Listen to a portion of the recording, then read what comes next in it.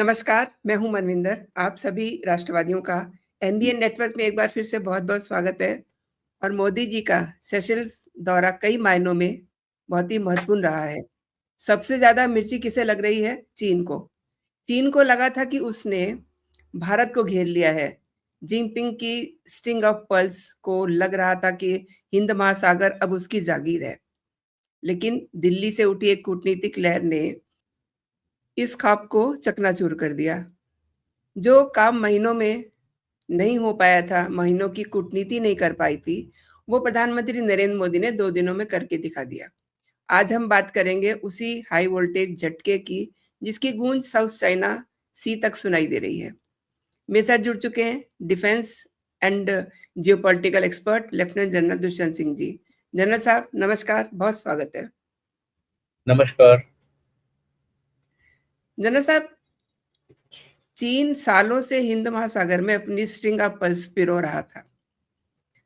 Seychelles में भारत की यह हालिया सक्रियता क्या चीन के उस घेरे को पूरी तरह से तोड़ चुकी है?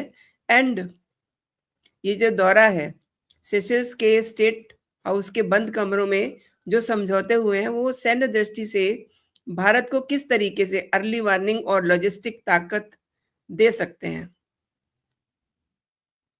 देखिए, पहले बात नमस्कार आपको और आपके ऑडियंस को। जहाँ तक ये जो भारत के प्रधानमंत्री जी का दौरा है सेशेल्स में, मैं इसको मैप से समझाना बेहतर समझूंगा।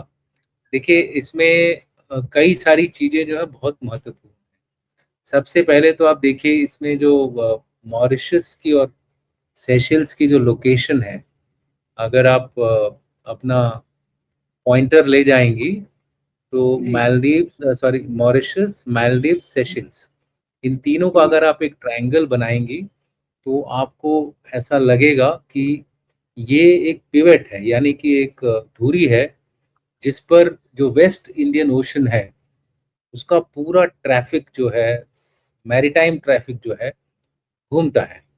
और उसके दो कारण हैं।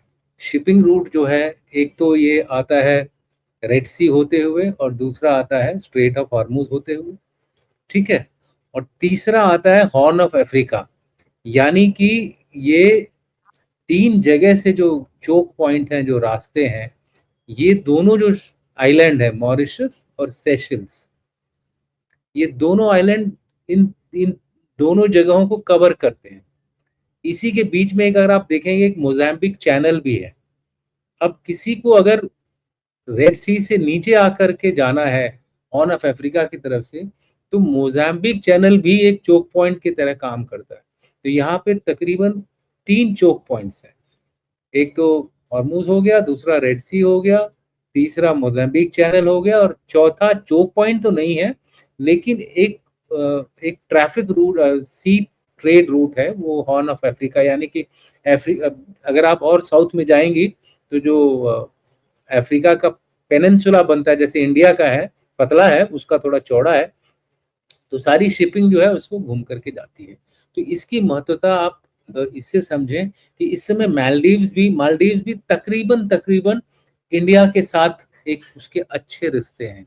तो अगर आप ट्रायंगल बनाएंगे मालदीव्स, सेशल्स और मॉरिशस का, तो ये, अगर हम लड़ाई तो नहीं बोलूंगा, एक स्ट्रेटेजिक रूप में देखेंगे, तो एक पिवट है जिसके इर्द गिर्द भारत जो है वो अपनी काम इस रीजन में, इंडियन ओशन रीजन में कर सकता है। तो पहली बात तो इस क्षेत्र की जो इम्पोर्टेंस है वो अत्यधिक जरूरी है इंडियन ओशन में ट्रैफिक को रेगुलेट करने के लिए, उसके ऊपर एक वॉच रखने के लिए। चीन ने इसको एक तरह से, जो आपको दिख रहा है बबल मंडप जो आपने मार्क किया है, जो रेड सी और गल्फ ऑफ एडन के बीच में है, वहां वहां पर एक जगह है जिबोती। वहां चीन ने अपना एक मिलिट्री बेस बनाया हुआ था। उसने कोशिश की थी कि मालदीव्स में एक हो, श्रीलंका में दूसरी हो। तो इस तरह से म्यांमार, सीमैक, सीपैक, ये एक तरह से घेरा, जैसा कि आपने बताया, भारत के खिलाफ करने की कोशिश की है। अब भारत क्या कर रहा है कि इस ये जो स्ट्रिंग ऑफ पर्ल्स है और वन बेल्ट वन रोड जो बेल्ट एंड रोड इनिशिएटिव की जो बात करते हैं कि पूरे के पूरे दुनिया में चाइना जो है एक जाल फैलाएगा लैंड के ऊपर और सी के ऊपर, ये नहीं, सिल्क रूट और मैरीटाइम सिल्क रूट दोनों तरफ से वो एक ऐसे रास्ते बने, उसका भी एक नक्शा है जो काफी पॉपुलर है, लोग जानते हैं, अगर गूगल करेंगे तो वो मिल जाएगा। तो उन दोनों को ये डोमिनेट करने की कोशिश कर रहा था। अब भारत ने इस रीजन में अपनी जो पैठ है वो जमाना बहुत जरूरी समझा, तो इसलिए सबसे पहले आपको मैं बता दूं कि मालदीव्स और जो सेशल्स हैं, मालदीव्स और जो सॉरी मॉरिशस और सेशल्स हैं, इनको लिटिल इंडिया भी कहा जाता है। यहाँ की तकरीबन 60-70 जो % जो पॉपुलेशन है वो भारतीय मूल की है, और वहाँ सारे कस्टम्स ट्रेडिशंस जैसे भारत में होते हैं उसी तरह से होते हैं। अब भारत ने क्या किया है कि एक एयर स्ट्रिप बनाई है मॉरिशस में, जो कि अगलागे आइलैंड में है, जो कि मॉरिशस का एक हिस्सा है, अगलागे आइलैंड में, ठीक है। और जी मॉरिशस के जो प्रेसिडेंट हैं वो, उनका नाम है धर्म गोकुल, लेकिन वहाँ के जो प्राइम मिनिस्टर हैं वो एक्चुअल जो बोलते हैं ना एग्जीक्यूटिव हैं, वो है राम गुलाम, नवीन राम गुलाम प्राइम मिनिस्टर हैं वो। तो ये तो जी पूरे ही भारतीय ओरिजिन के हैं। उसी तरह से सेशल्स में जो इस समय जो उनके प्रेसिडेंट हैं वो पैट्रिक हार्नी है। अब इन लोगों का भारत से बहुत पुराना रिश्ता है, तो एक तो एयर स्ट्रिप बना दी मॉरिशस में जो कि नीचे है, और सेशल्स ऊपर है, नॉर्थ में है। मैप आप खोल के रखेंगे तो ज्यादा आपको समझ में आएगा। जी तो सेशल्स में हमने क्या किया है कि एक अजॉम्पशन, ये जो सेशल दिख रहा है आपको नॉर्थ में, यहाँ पर जी एक ग्रुप ऑफ आइलैंड है, कई सारे आइलैंड हैं यहाँ पे। इसमें भी एक आइलैंड के ऊपर पोर्ट फैसिलिटी भारत डेवलप कर रहा है, यानी कि शिपिंग। और 50वां इनका 50th नेशनल डे था, जिसको सेलिब्रेट करने के लिए प्राइम मिनिस्टर जो थे वो सेशल्स गए, और खाली वो गए नहीं, उन्होंने बहुत सारी और चीजें करी वहां पे। एक तो मॉरिशस के प्रेसिडेंट को भी उन्होंने वहां बुला लिया, और भी लोग थे मॉरिशस के। आपको ये जानकर शायद आपको पता न हो, जो मॉरिशस के राष्ट्रीय सुरक्षा सलाहकार हैं वो भारत के हैं, जी मॉरिशस के नहीं है। यानी उनका एक तरह से आप समझ लीजिए भारत ने उनको एक राष्ट्रीय सलाहकार दिया है, वो भारत के पहले। मैं उनके घर में डिनर भी करके आया हूँ कुछ दिनों पहले, मैं मॉरिशस में था, तो वहाँ हमने ओके पूरी मॉरिशस की हायरार्की से बातचीत भी करी थी। तो वो जो है मैप को ही रखिए, मैप ज्यादा समझ ज्यादा आएगा लोगों को मैच पे, मैप के ऊपर। सो इतनी ज्यादा हमारी इनके साथ लिंकेजेस हैं कि यहाँ के रक्षा सलाहकार भी भारतीय हैं।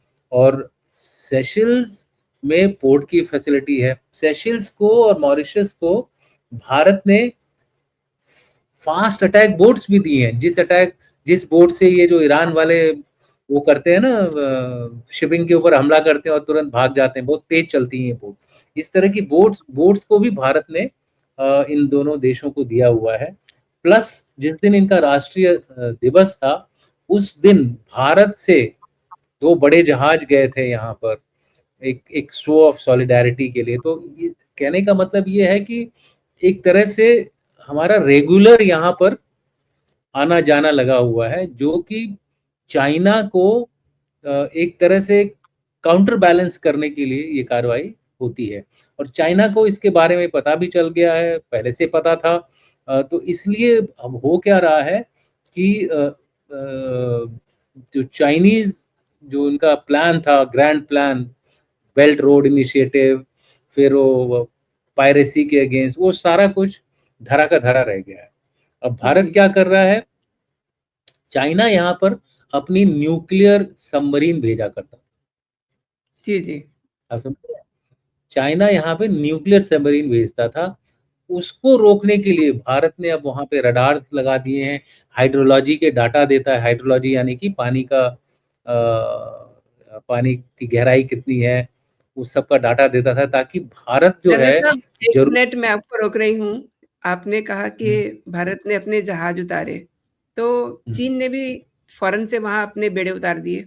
इसको क्या माना जाए? ठीक, इसको कुछ नहीं, ये मिर्ची लगना जो आपने बात कही थी कि अब उसको जी, ये लग रहा है कि कोई कोई चाइना को चैलेंज कर रहा है। तो अब वो जी, चाइना अगर सोचे कि हम उनको चाइना अगर सोचे कि भारत को लाइटली ले लेगा, तो वो अब वो स्थिति खत्म हो गई है। आपको पता होना चाहिए कि भारत के पास भी न्यूक्लियर पावर्ड सबमरीन्स आ गई हैं। हाइड्रोलॉजी हाइड्रोलॉजी जो डेटा है, हमारे को आप लोकेशन देखिए, आप सिसिल्स और मॉरिशस की एकदम समुद्र के बीच में है। वहां पे जो पानी की गहराई के हिसाब से सबमरीन वगैरह चलती हैं। चाइना ने ये अपनी सबमरीन्स वगैरह यहाँ भेजता था, अब उसके ऊपर रोक लगेगी। अब वो फ्रीली यहाँ पर घूम नहीं सकता है। उसको एक काउंटर बैलेंस करने के लिए भारत ने अपना न खाली रडार्स दिए हैं, बल्कि अपना हाइड्रोलॉजिकल डाटा दिया है। खुद के जो हमारे जहाज है उनके, हालांकि हमारे जहाज गए हैं नेशनल डे सेलिब्रेशन के मुद्दे से गए हैं। 2 हमारे बड़े जहाज थे और 1-2 छोटे जहाज थे। तो उन सबको मिला करके वहां पर एक शो ऑफ सॉलिडारिटी कि हम आपके साथ हैं, हम अपनी लिटिल इंडिया के साथ हैं। इन दोनों देशों को लिटिल इंडिया बोला जाता है। यानी कि अगर आप वहां जाएंगी तो आपको लगेगा नहीं कि आप किसी दूसरे देश में, थोड़ा सा उनकी लैंग्वेज में थोड़ा सा अंतर है, छोटा मोटा अंतर होता है, आपको शायद समझ ना आए, बट थोड़ी देर के बाद अगर 2-3 घंटा उनसे बातचीत करेंगे तो तकरीबन तकरीबन आपको समझ में आना शुरू हो जाता है। कई लोग तो हिंदी भी जानते हैं। तो इस तरह से वहां पे एक तरह से इसको लिटिल लिटिल इंडिया का एक खिताब दिया गया हुआ है। जो उनकी न्यूक्लियर सबमरीन आती थी चाइना की, वो अब ब्लॉक हो जाएगी। वो एक बहुत बड़ा कदम, इससे फायदा होगा। एयर स्ट्रिप से हमारे हवाई एयर जहाज जो है यहाँ लैंड कर सकते हैं, वो भी मॉरिशस में है। जो सिशिल्स का आइलैंड है उसको बोलते हैं अजॉम्स्टन आइलैंड। अजॉम्स्टन आइलैंड पे हमारा ये मिलिट्री बेस बन रहा है। दूसरी चीज मैं आपको बताऊं कि अक्सर अक्सर, मैं हमेशा नहीं बोल रहा हूँ, देखिए मॉरिशस में तो राष्ट्रीय सलाहकार, उनके सुरक्षा सलाहकार भारतीय हैं। और सेशल्स में कुछ साल पहले वहाँ के जो हाई कमिश्नर थे, वो पुराने चीफ थे हमारे जनरल दलबीर सुहाग। तो आप इसी से अंदाजा लगा सकती हैं कि हमारा प्रायोरिटी किधर है। हमारा जो प्रायोरिटी है वो इन जगहों को अपने काबू में रखना, ताकि इंडियन ओशन के ऊपर भारत का वर्चस्व हो। अब मैं इसको एक बड़े कॉन्टेक्स्ट में लिंक करूंगा। कुछ दिनों पहले क्वाड की एक मीटिंग हुई थी। जी, क्वाड की मीटिंग में ये डिसाइड हुआ कि भारत जो है इंडियन ओशन के ऊपर मैरीटाइम सर्वेलेंस का जिम्मेवार होगा, वेस्ट के लिए, रेस्ट ऑफ द वर्ल्ड के लिए, ताकि सबको पता चले कि मैरीटाइम डोमेन में कौन कुछ उल्टी सीधी हरकत कर रहा है। और जिसका जो केंद्र है इस मैरीटाइम सर्वेलेंस का, वो भारत में दिल्ली में है, यानी कि किसी जगह में है। अब एग्जैक्टली जगह तो मैं नहीं बताऊंगा, हालांकि लोगों को पता भी होगा शायद। उसको मैरीटाइम फ्यूजन सेंटर बोलते हैं। तो वहां से ये पूरे इलाके की निगरानी रखी जाती है, जिसमें सेशल्स, पूरा इंडियन ओशन, अफ्रीका के कोस्ट से लेकर के फिलीपींस तक सारा जो है ये इलाका हमारे सर्वेलेंस के नीचे आता है। जो कि अब चाइना को थोड़ा सा तकलीफ हो रही है। श्रीलंका तकरीबन तकरीबन हमारे साथ हो गया है, मालदीव हमारे साथ हो गया है, एक तरह से सेशल्स भी हमारे साथ, सेशल्स तो पहले से ही पूरा हमारे साथ है, मॉरिशस हमारे साथ है। एक तरह से हमने जो है चाइना के ग्रैंड डिजाइन की, हिंदी में क्या बोलेंगे उसके, धज्जियां उड़ा दी हैं। हमने उसकी जी। पूरी की पूरी धज्जियां उड़ा दी हैं। उसका नीचे वाला, जैसे बोलते हैं ना, पजामा खुल गया नीचे से। जो सिल्क रोड का, जो मैरीटाइम सिल्क रोड था ना, उसका पजामा खुल गया है। कभी भी चाहे तो भारत इस पजामे को खोल करके, नाड़ा खोल करके नीचे गिरा सकता है। तो ये हालत, अभी इसको इकोनॉमिक रूप में भी देखेंगे। एक चीज़ सर मैं और समझना चाह रही थी कि जैसे डोभाल और विदेश मंत्री जयशंकर जो हैं, उन्होंने तो अपनी कूटनीति से, यानी कि कह सकते हैं कि बैक चैनल कूटनीति से ड्रैगन को उसी की भाषा में मात दी है। लेकिन क्या आपको लगता है कि सेशल्स के बाद अब मॉरिशस और मालदीव जैसे देशों में भी चीन के लिए वापसी के रास्ते बंद हो रहे हैं? देखिए, अ, हमें हमेशा प्रैक्टिकल रहना चाहिए। कभी भी किसी चीज को इस तरह से नहीं करना चाहिए कि भाई अब बस हो गया।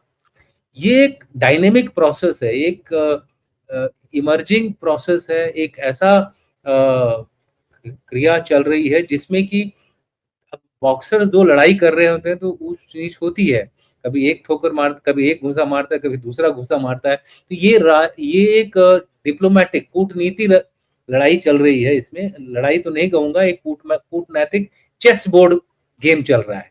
अब इस चेस बोर्ड में सब एक दूसरे के खिलाफ मूवमेंट कर रहे हैं, ये बिना बताए कि हम कोई लड़ाई नहीं करना चाहते हैं, बट हमारा वर्चस्व है यहाँ पे।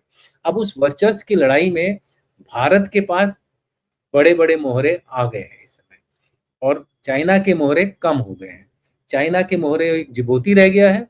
अब जिबूती की भी अगर हालत देखेंगे आप, तो जिबूती के भी चारों तरफ जो है वो वहां पे फ्रांस का और यूएस के बेसेस हैं, तो जिबूती में भी वो घिरा ही हुआ है, कोई ज्यादा उसको एडवांटेज नहीं है। सो ओवरऑल देखा जाए तो एक रेस्ट ऑफ द वर्ल्ड को एडवांटेज मिल रही है।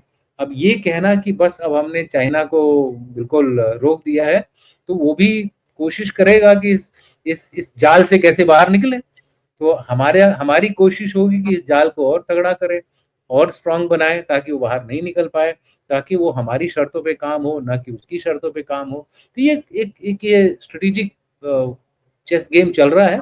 इस चेस गेम में इसमें भारत का पलड़ा भारी है, डिस्पाइट द फैक्ट कि हमारी इकोनॉमी उतनी अच्छी नहीं है। उसका रीजन दूसरा भी है, इकोनॉमिकली हमने जो लोन्स देते हैं इनको, क्या बोलते हैं, सेशेल्स और मॉरिशस को, डेवलपमेंटल लोन्स हैं, डेट वाले लोन नहीं है। चाइना क्या करता था, इनको डेट, यानी कि उनको डेट बढ़ता जाता था, अगर ये लोग लोन लेते थे तो इनको रीपे करना मुश्किल हो जाता था, उधारी हो जाती थी इनकी। भारत ने डेवलपमेंट से लिंक किया है, डेवलप करिए और लोन मिलेगा, डेवलप करिए और लोन मिलेगा। जैसे कि 1250 करोड़ का फंड इन्होंने मॉरिशस और सेशल्स के लिए एयरमार्क किया है। ये एक लिंक्ड फंड है, न कि आपने दे दिया उसके बाद जैसे उन्होंने हम्बन टोटा में किया था, भाई इतना उधारी हो गई, अब तो हम्बन टोटा हमको 99 ईयर्स के लिए लीज पे दे दो। उस ट्रैप से बचाया है सेशल्स को और मॉरिशस को। इसीलिए ये दोनों जो हैं भारत के साथ ज्यादा देर तक रहेंगे।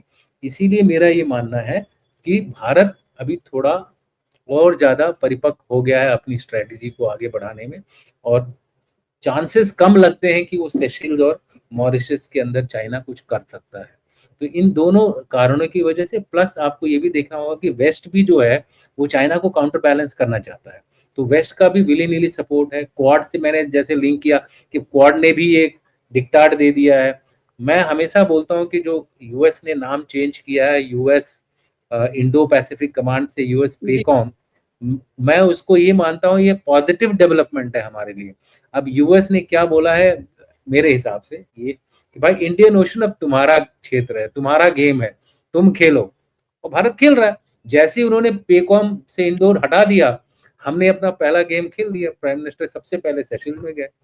तो ये एक तरह से बोला जा रहा है कि ये फुटबॉल फील्ड जो है ना, ये वाली जो वेस्टर्न इंडियन ओशन वाली और नॉर्दर्न इंडियन ओशन वाली और ईस्टर्न इंडियन ओशन वाली, ये सारी अब आपकी फुटबॉल फील्ड है। आपकी नेवी यहाँ काफी बड़ी है, आपके पास फोर्स प्रोजेक्शन भी ठीक ठाक है, इसलिए आप अब इस इलाके को देखिए। तो एक भारत के लिए बहुत अच्छी बात है, भारत अब खुल करके सामने आएगा, खुल करके अपने दुश्मन, अपने जो एडवर्सरीज हैं उनको जवाब देगा, और वही हो रहा है। पहले तो बेधड़क चाइना अपने न्यूक्लियर सबमरीन भेज करके यहाँ पे रेक्की वगैरह कर रहा था, अब वो बंद हो गई। उसको ये भी पता है कि जब चाहे हम हवाई जहाज लैंड करा सकते हैं, जब चाहे हम पोर्ट पे अपने पोर्ट कॉल करेंगे, और हमारी शिप सब रेगुलर जाएंगे यहाँ पे।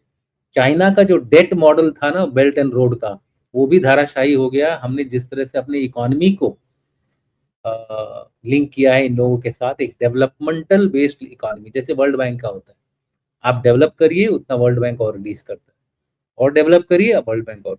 इसमें क्या होता है, दोनों के लिए फायदा होता है, क्योंकि वो भी एक कटिबद्ध इलाके से, तरीके से, एक प्लान्ड वे से आगे जाता है, और पैसा भी उसी हिसाब से रिलीज होता है। जी।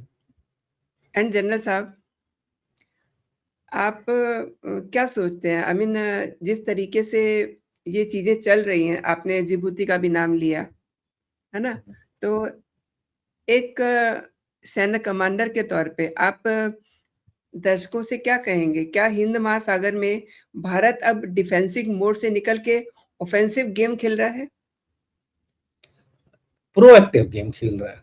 इसको ऑफेंसिव शब्द देना एक गलत वो होगा। भारत एक प्रोएक्टिवली, मतलब मुश्किल आने से पहले ही अपना कदम उठा लेना, पहले ही, जैसे चेस में होता है ना कि दूर तक सोचते हैं, तो इससे पहले कि वो आपको चेकमेट करे, आप उसको चेकमेट कर दो।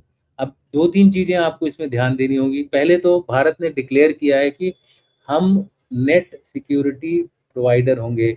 किस स्कीम के तहत? महासागर। महासागर का मतलब है, हिंदी में तो महासागर सब जानते ही हैं, हिंद महासागर, लेकिन उसका फुल फॉर्म है mutual and holistic advancement for security and growth across regions. मतलब South East Asia, Indian peninsula और वेस्टर्न इंडियन ओशन और नॉर्दर्न इंडियन ओशन, पूरे रीजन्स के अक्रॉस। इसीलिए पहले सागर था, अब उसको क्या बना दिया गया है? महासागर। ये जो महासागर है, ये चेकमेट वाला, मतलब दूर की सोच जमीन पे उतार दी गई है। दूसरी चीज अगर आप देखेंगे इसमें, वो है कि सिक्योरिटी के लिहाज से मिलिट्री इंफ्रास्ट्रक्चर पहले से ही डेवलप किया जा रहा है। तीसरी चीज क्या है कि कोई देश आपके ऊपर तब भरोसा करेगा जब आप आर्थिक स्थिति में भी उसको मदद करते हैं। तो आर्थिक स्थिति में उन्होंने क्या किया है? एक तो development loan line of credit दिया है 1250 करोड़ का। दूसरा, यूपीआई हमारा अब वहां चलने लग गया है। तो एक तरह से हमारे बैंकिंग सिस्टम से, एक तरह से समझ लीजिए, भारत को वहां पहुंचा दिया है। अब अगर आप मॉरिशस घूमने जाएंगी, मॉरिशस बहुत बहुत ही सुंदर जगह है। आप अगर मौका मिले तो जरूर जाइएगा, कोई ज़्यादा खर्चा भी नहीं होगा। तो आप अपना मोबाइल ले करके, जैसे इंडिया में पेमेंट करती हैं, उस तरह से आप पेमेंट कर देंगे, आपका यूपीआई चलेगा। सेशल्स में आपका यूपीआई चलेगा। तो ये एक बहुत बड़ी, मेरे हिसाब से, बोलते हैं ना कि एक तरह से शरीर और आत्मा दोनों जोड़ दी है। शरीर जोड़ी है मिलिट्री इंफ्रास्ट्रक्चर से, शरीर जोड़ा है एक दूसरे के साथ जो रिश्ते बने हैं, लेकिन आत्मा जोड़ी है एक दूसरे को एक साथ आगे तरक्की की ओर बढ़ाने के लिए, बिना किसी डेट, उधारी, इस तरह की ट्रैप, यानी इस तरह के जाल को बिछाए बिना। एक तरह से दो भाइयों का एक टोटल मिलन है, 3 भाइयों का, जो कि आगे बढ़ रहा है। और ये जो मैं तस्वीर दिखा रही हूँ, सेशल्स का सर्वोच्च सम्मान सिर्फ एक अवार्ड नहीं है, बल्कि मुझे लगता है कि ये चीन के प्रभाव पर भी एक करारा प्रहार है। कैसे देखते हैं? देखिए, मेरा तो ये मानना है कि मैं किसी देश को उसके ऊपर जवाब वाली बात से काम नहीं करता हूँ। मैं उस बात में विश्वास करता हूँ, जो ये है कि अपनी लकीर इतनी लंबी कीजिए कि दूसरे की लकीर छोटी हो जाए। और वो हमेशा मैं उस शेर से अपना वक्तव्य खत्म करता हूँ, खुद ही को कर बुलंद देता कि खुदा बंदे से पूछे बता तेरी रजा क्या है। अगर ये आप में ये स्पिरिट है, तो आपके सामने शेर बिल्ली बनेगा, ठीक है, या बकरी बन जाएगा। तो कौन बिल्ली कौन बकरी है, हमें बोलने की जरूरत नहीं होनी चाहिए। बहुत सारी बकरियां घूम रही हैं हमारे इधर उधर, उन बकरियों को जगह दिखाने की जरूरत है, और वही काम किया जा रहा है। मोदी साहब को तो शायद आदत हो गई है इस तरह के अवार्ड लेने की। जी, तो जी। उनके लिए तो एक उनकी जो व्यक्तित्व है, उसमें एक और 4 चांद के बदले 5वां चांद, 6वां चांद, जितना लगाना चाहते हैं आप जी, लगा जी। सकती हैं। तो बिल्कुल सही कह रहे हैं। It's a wonderful step, and I think it is not only a recognition. ये खाली मोदी जी का रिकग्निशन नहीं है, ये पूरे भारत के हर नागरिक का रिकग्निशन है।